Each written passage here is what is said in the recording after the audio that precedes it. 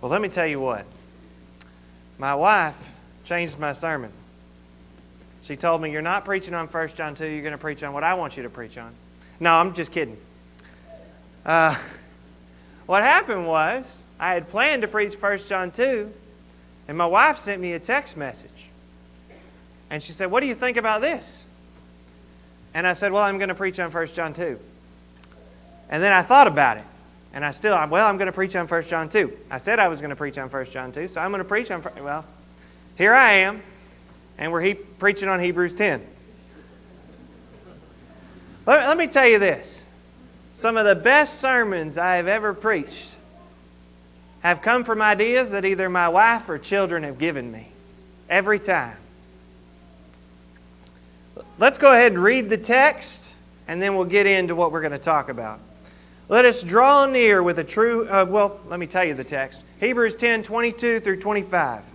Let us draw near with a true heart in full assurance of faith, having our hearts sprinkled from an evil conscience and our bodies washed with pure waters.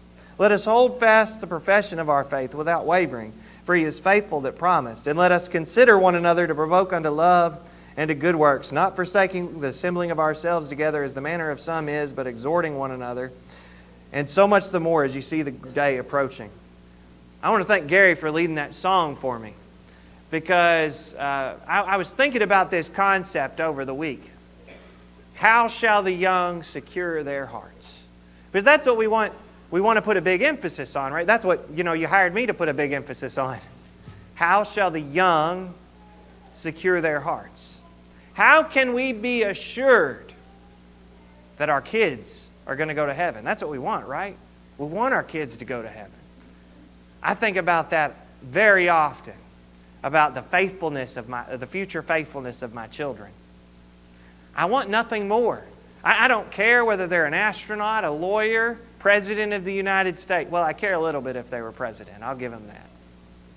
What I want for them more than anything else is that they be a faithful child of God.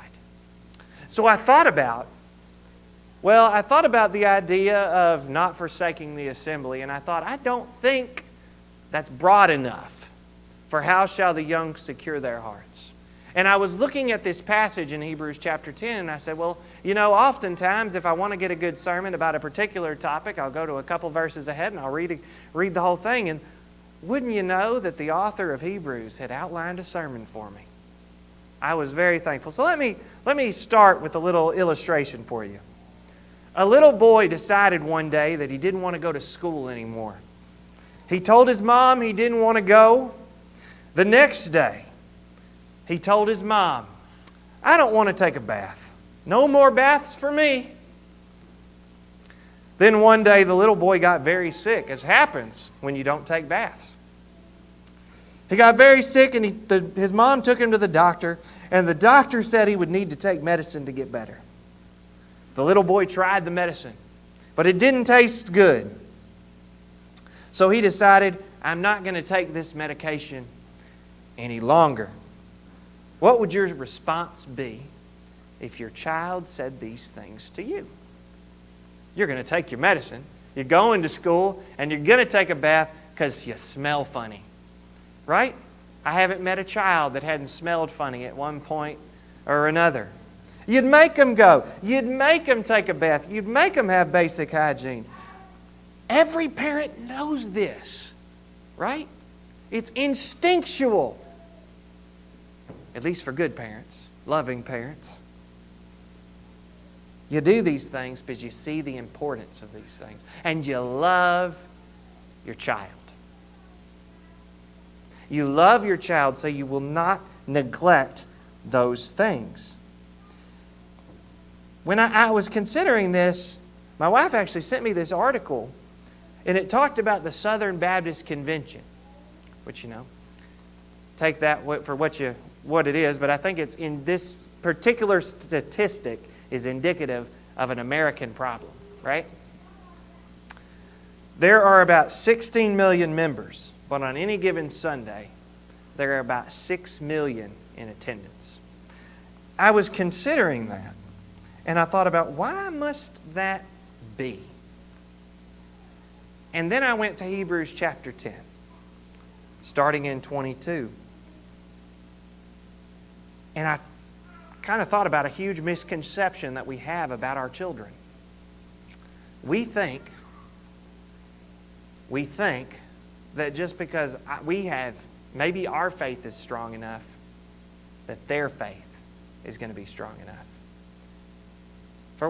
But we don't necessarily model a strong faith for them.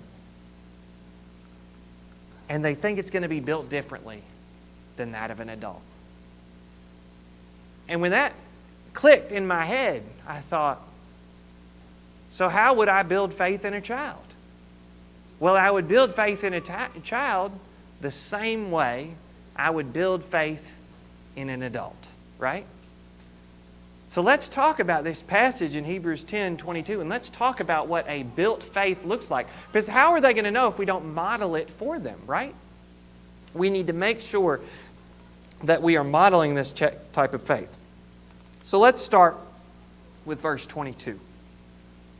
Let us draw near with a true heart in full assurance of faith, having our hearts sprinkled from an evil conscience and our bodies washed with pure water. I looked up that word for full assurance. Our entire confidence of faith. I could mention at this time the very next chapter. The chapter we call the Hall of Faith. Hebrews 11:1. For faith is the substance of things hoped for, the evidence of things not seen. So how do I have a full assurance of faith? I build it. I build it. It doesn't happen overnight. I have met who we would consider giants in the faith. When I went through preaching school, it was impacted on me, the giants that I was being instructed by. As I heard them teach the gospel to me, as I heard them teach these books that they had spent years of their lives studying. Maybe they even went to school for an ungodly amount of time in these particular subjects that I was being instructed in. I remember being in the class of Garland Elkins. I was talking to Rod about this before services, who when he would open his Bible, it would be upside down as he would as he would be reading the Scriptures to us, probably not even turn to the right page without missing a word or even any punctuation as he quoted the Scriptures. I realize that did not happen overnight. It was built upon. That full assurance of faith did not happen overnight. It was something I worked at. I studied to show myself approved unto God, a workman that needeth not to be ashamed, rightly dividing the word of truth. When I build a house, I first put down the floor. Then I put up the walls. Then I put up the ceiling. When I build my faith, what do I start with? The substance of things hoped for. The evidence of things not seen. I have to start somewhere. If I want my children to have faith, full assurance of faith, I must have full assurance of faith.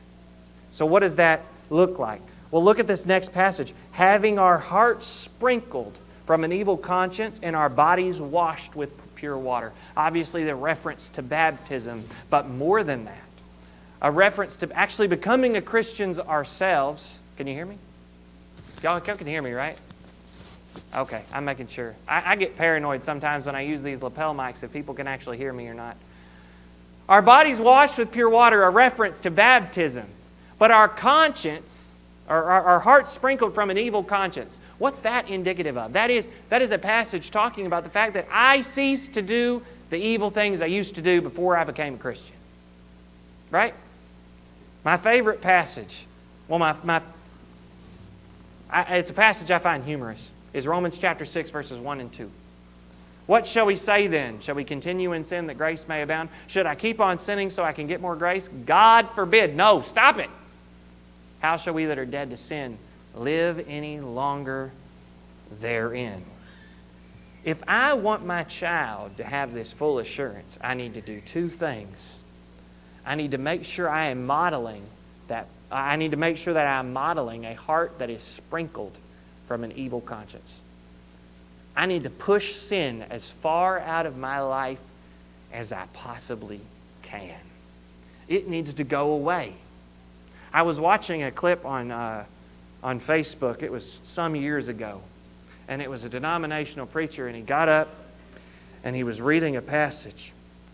And he overcome with frustration. I think he was Catholic or something. He had one too many confessions of people telling him they're doing something wrong. And went on to tell them which of the congregation was the worst sinner, that they needed to stop the sin that was in their lives. That message, while poorly delivered, is true for us. You got sin in your life, stop it. Put it away. Get it out as quickly as you can, because it will ruin the impact you can have on your children. You may think in your mind, oh, they don't know. They don't know. Yeah, they do. Have you ever met a dumb child? I haven't. I have not. I really haven't. I thought I did when I was a child, but I realized, they were probably smart in areas that I did not realize. You know what? If you curse in your house, I saw this. Somebody said that they curse, but their kids aren't allowed to curse. They curse in front of their kids, but their kids aren't allowed to curse. And I said, you got to be a special kind of stupid if you think your kids aren't cursing if you curse. Right? Your kids are going to model the behavior that you show them. If you're doing something, they're going to do something. Because let me tell you what, my daughter has went to public schools, and I hear the stories of how some of these other kids behave. I hear stories, and I think, well, I know where they learned that somewhere. This didn't just come out of thin air, right? To demonstrate that fact, I always ask people, what I want you to do right now is I want you to think about a color that you've never seen. Can you do it? You sit there and you think about, okay, let's make it easier. Think about an animal that has no qualities of an animal that you've seen. You can't do that either. People aren't that creative. These behaviors don't come out of thin air. They come because people's hearts are not sprinkled from an evil conscience. They're sprinkled by an evil conscience. So I have to push that aside and have full assurance of faith. So let's go to number 2. Let us hold fast the profession of our faith without wavering, for He is faithful that promised. Number 2, I have to hold fast to my profession of faith. What's a profession? We use the word profession today to be a job. It's what I do. It's my duty. It's my entire goal. It's my mission.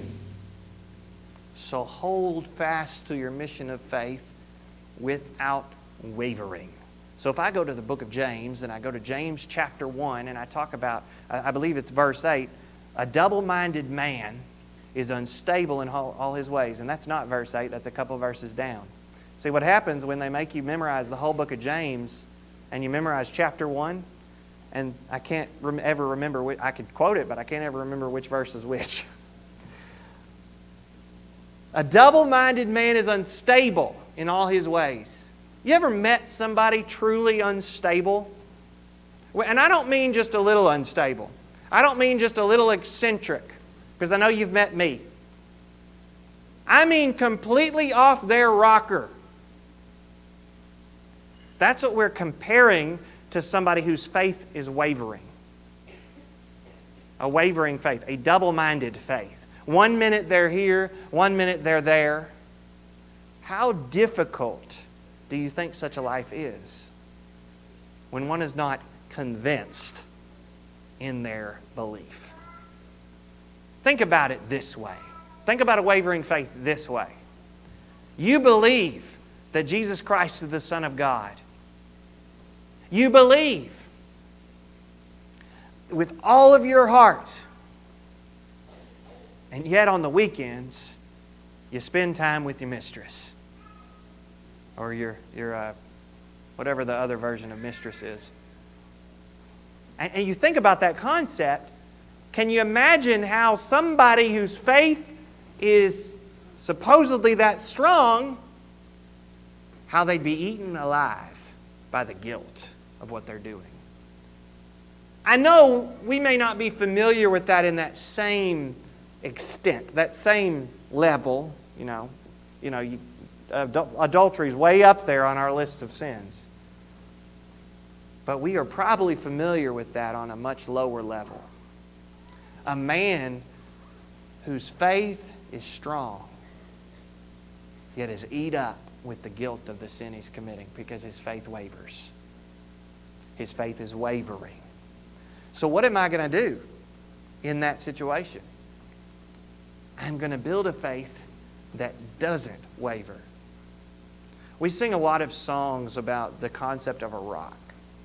In Matthew chapter 16, Jesus described the confession that Peter made, and upon this rock I will build my church. I love that statement because of where he was. He was at Capernaum.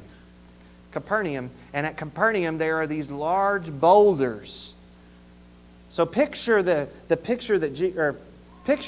place that Jesus is at, and he's surrounded by these boulders, and he's comparing the statement that Peter made, "Thou art the Christ, the Son of God, and upon this rock." You know, us preachers love our illustrations and love our picture illustrations, so you know Jesus was pointing at one of those boulders. And upon this rock, this solid foundation of truth, I will build my church. Why is it important that our faith will not waver? Because if we are not convinced, our children will not be convinced. If we are not convinced of the truth absolutely, our children will not be convinced of the truth, and they will leave our houses and they will go into these schools that teach godlessness.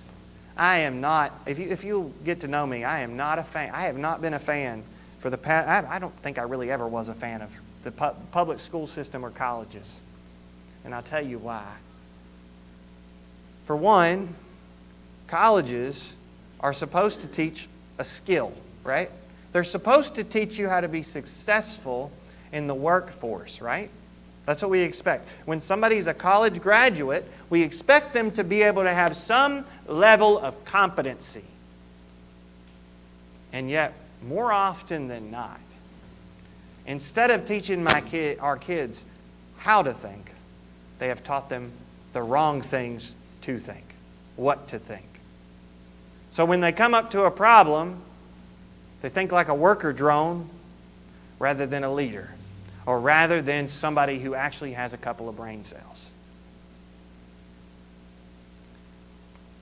Our kids are going to be in that environment. They are going to be in an environment that wants them to abandon their faith. And if you don't think that that's the case, just scroll the internet and search up some of these things for a couple of minutes. And you'll find professor after professor after professor stories of professors that are constantly telling their kids, well, God, it doesn't exist. Here's why God doesn't exist. If God exists, let Him strike me right now. In their classrooms. That's not a myth. It's happening. It's occurring daily. If you don't think, you need to do some research. We need to have a faith that isn't wavering so that our children, when they get in these situations, they will have a faith that is not wavering. Verse 24, let us consider one another to provoke unto love and to good works. Do you know why a lot of young people leave the church? They don't leave the church because they aren't convinced. They leave the church because they believed everyone around them is not convinced. Now, what does that mean? You say you're a Christian, but I've never seen you feed the hungry. You say you're a Christian, but I've never seen you clothe the naked. You say you're a Christian, but I've never seen you pray. Wait. You say you're a Christian, but I've never seen you conduct a Bible study. You say you're a Christian, but I've never seen you show love to anyone but our family and our Christian family. They leave the church because they believe everyone around them is a hypocrite. I asked the other day in Bible class, I was curious because we were starting a subject. What we're going over right now in our Bible class is how to teach a Bible study. How am I going, because if they don't actually see it done, they're not going to be able to do it. How do I go through the Bible with somebody and help bring them from unbelief to belief, from not being a Christian to wanting to be baptized? What do I teach them? So that's what we're going over. I asked before we got onto this subject, and not everybody was there, but I asked the question, how many of you have ever seen a Bible study conducted? How many of you have seen your parents do a Bible study conducted? And don't worry, I'm not going to point out anybody. I asked those questions because I was curious. About half of them raised their hands and said they had seen a Bible study done. So the half of you who've know your kids have seen that, good job. The other half, let's get to work. We need to be modeling this behavior to them. Because if they don't see you do a Bible study, if they don't see their parents do a Bible study, and let me tell you this, doing a Bible study isn't hard. It's not difficult.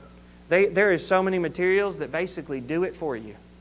You hand somebody this and you say, here, let's fill this out together. If they don't see you do it, they will not know how to do it.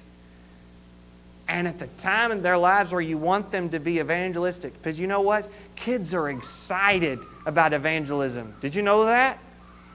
And so often as they get older, it gets stomped out of them. But kids are good at evangelism. But they won't know how to do it unless we show them how to do it. They won't know how to be good workers unless we are good workers. They won't know how to love each other unless we love each other. You know, one of the funniest things sometimes happens with my kids. They'll hear a word somewhere from the TV, from one of us. Not necessarily a bad word, but a word that I wouldn't want them to say in the middle of a group full of, at a church around a bunch of older people. And you know what? That's exactly when they're going to say it, right?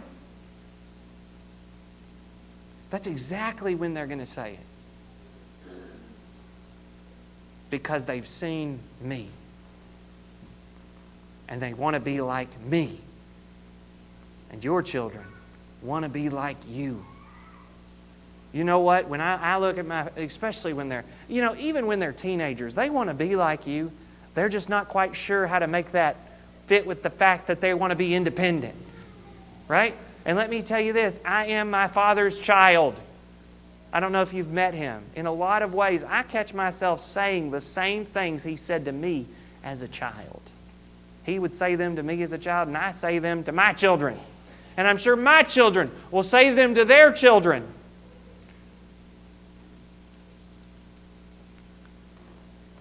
Let us consider one another, not just to do good works and to love one another, but to provoke one another to these things. Now, what does that mean?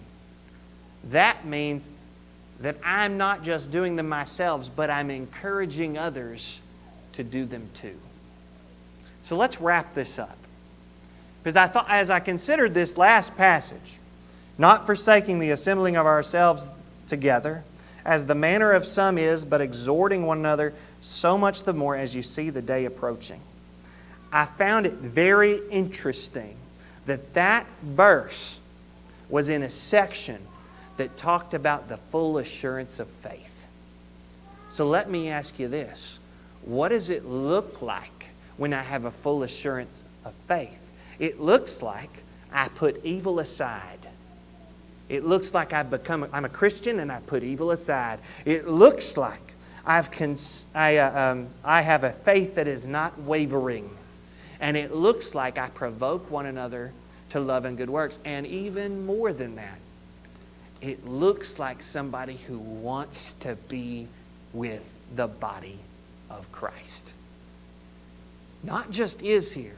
Not just is begrudgingly here. I remember one time. Now, I don't know if you know me, but if you know this about me, which you probably do, I love to sing. I love singing. Singing night is one of my favorite nights because I get to learn new songs, teach new songs. I get to hear songs, sing songs. I love to sing.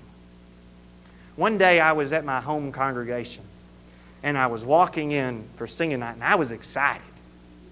And I heard somebody, it's like, oh, singing night. You know how discouraging that was to me? My favorite night. One of my favorite things to do. And people are kicking it, you know?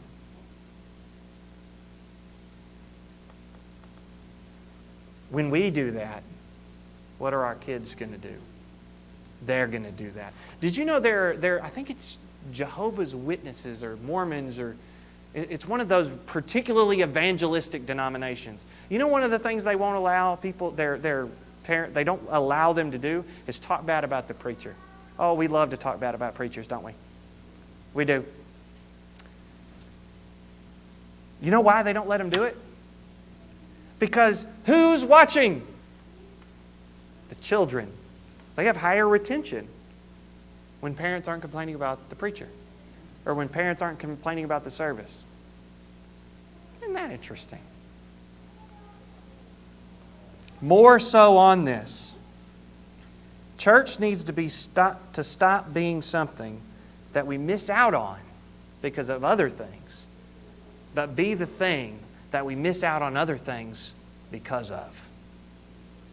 I was thinking about that statement. And the thing is, it's not when you preach about attendance, which is why I didn't come at this from the point of preaching about attendance, but that's not the main picture. The picture is not attendance.